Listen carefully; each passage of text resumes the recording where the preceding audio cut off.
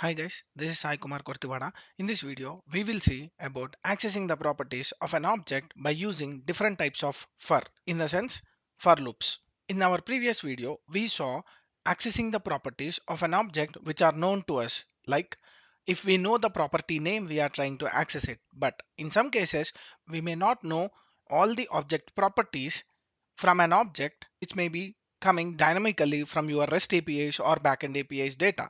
At that particular time, we come across a for loops. In how many ways we can access our properties of an object dynamically by using a for loop, we'll see in this video. To know more about accessing the properties, please watch my previous video for better understanding.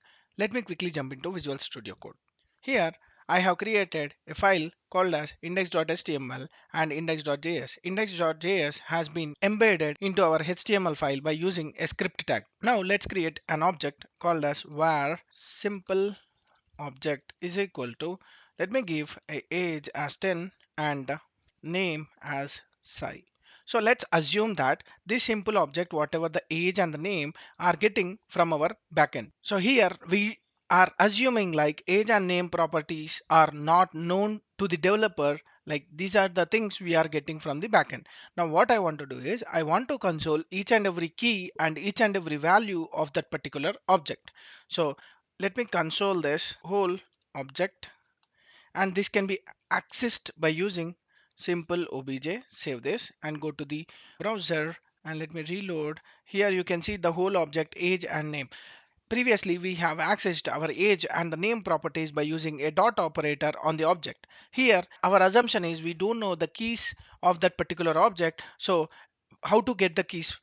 We can get the keys by using an object dot keys method. Let me use that.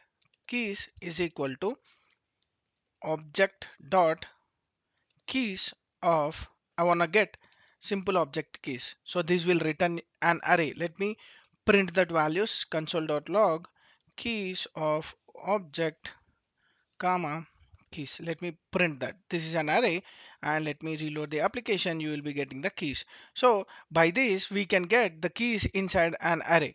Now what I want to do is I want to get the values as well. So for that sake, let me use a normal for loop. Let I equal to 0, I less than keys dot length. This has been looped till it reaches the keys length. That means the number of properties which exist in our object. So these are the keys, and now what I can do is let me print the console.log of, let me print each and every key. So key comma, what is my key? That is keys is an array with index will give you a key, and also let me console value. So how can we get the value? We can get the value by using array symbol access, like simple object of, I need to pass the key. I can get the key by using keys of I, and let me save this. This keys of I will return you the key, and whenever I am passing that key to our simple object, that means the original object, then I'll get the value. So let me go back, clear it off, reload.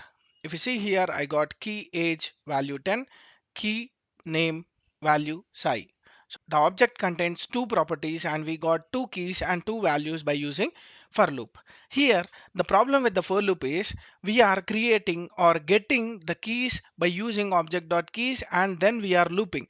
So to avoid creation of this particular variable and getting the keys from the object, what we can do is there is one more loop called as for in loop. To separate the for each and for in, let me use for in loop. So this is one more approach where we can access the values and the keys of an object. So for example, I can use for in like this, let, or we can use const key in, what is our object? Simple object. So for in will be used on an object to get the key, and that key can be displayed using console log. Console dot log of, if you see the key here, it will be equivalent to the key which is passed in our object, that means age and the name. And also let me print the value console.log of, what is my value? Value will be something like simple object of key. Whenever I pass a key for the object, then we will be getting this simple object value. So let me go back, clear it off and reload. If you reload, see here for in loop, and here we got key value. That means two keys and two values, same like our for loop. But here the advantage of using for in is we are trying to avoid object.keys and storing in the variable and looping it. Instead of creating the array values and looping it, we are looping directly over the object. And let me show you one more approach. Console.log of, we can use something like for each. But to use for each as well, we need to utilize the keys. Why? Because for each will be working only on the arrays. So keys is an array dot for each. Inside this for each, I can get each and every key, and inside this I can get the value. Console.log of what is the key value, that is key colon space comma key. This will be your each and every key. And also let me print the console.log of value, that is comma simple object of key. It is also same like for loop, but just we are using a for each loop without creating an index value. Inside the for loop, we are using a key directly, which is given by the for each callback. So let me save this and check the output. Let me reload this. Now this is a normal for loop, and this is a for in loop, and this is for each loop. In this way also we can access our values from the object. And also there is one more last approach by using a for of loop. So by using for of also we can get the values, but even for of also requires an iterator. That means for of let me create a const iterator of, this will take an array. So let me pass the array. The arrays is keys is my array.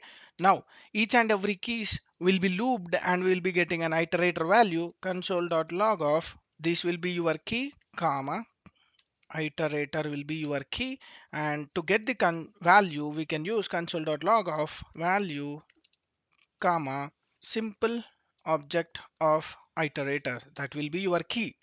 Instead of passing the index value to your keys array, we are getting a direct key, and that direct value can be used as an iterator, and we can print the values same as for loop. The only advantage of using for of is you will be using an array same like for loop, but here the advantage is we no need to find the index for that particular array. It is a indexless approach to get the values. So let me go here, reload the application. You can get for of. For of is also giving the key value.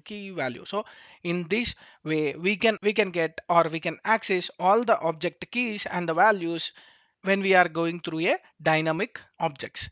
But which one is recommended? I always recommend, if you know the object, then always go with the for in loop. And whenever you want to go with the index based, to go with the for loop. Whenever you have a separate arrays which provides you the key and a separate object to access the things, then always go with the for in loop. And whenever you have only the keys and whenever you want to access some values from a other object, then go with for each loop. So if you have only objects and in the same object you want to get the key and you want to get the value, then always prefer to go with for in loop. So this is how we can access the dynamic object values whenever you don't know the key and the value, and we want to iterate or loop the things. We can use for in, for of, as well as for each loop. Hope you guys like my explanation. If you like my video, like, share, subscribe to my channel for more updates. Signing off. Thank you.